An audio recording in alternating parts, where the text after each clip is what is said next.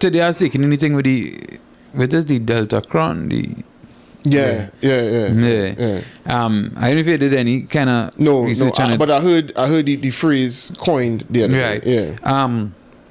Apparently, what they're saying is that this is in Cyprus that it came out, right? And they're trying to allude to Cyprus, and I'm trying to build clicks, because what they're saying is that yes, variants have merged in the past, but when you watch the genetic makeup of this DeltaCron, however they're trying to call it, they say it's not merged. Clearly, it was somebody who was infected with both.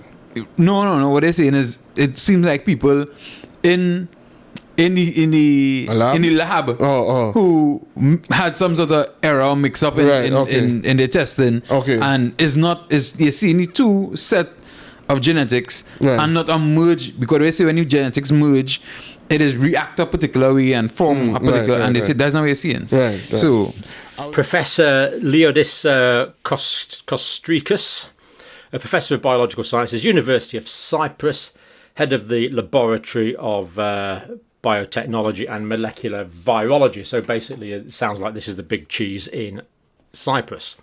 Suggested Delta and Omicron variants had amalgamated. We don't think so, actually. There are currently Omicron and Delta co-infections, and we found this strain that is a combination of these two, the professor claims. And more people with it were found in hospitalised patients, indicating it might be more pathogenic, which is what concerns a lot of you. 25 of these sequences have been submitted to this grouping here, GISAID, which is the it's like an international body that where people lodge all of the genomic sequences that have been put forward. So it's been lodged there as like an official genomic sequence. But is it? Dr. Thomas Peacock, London, infectious diseases. November, there was a very small cluster of cases in November that Dr. Peacock said had a really awful spike mutation profile, and it turned out to be Omicron. So this guy's got a pretty good track record.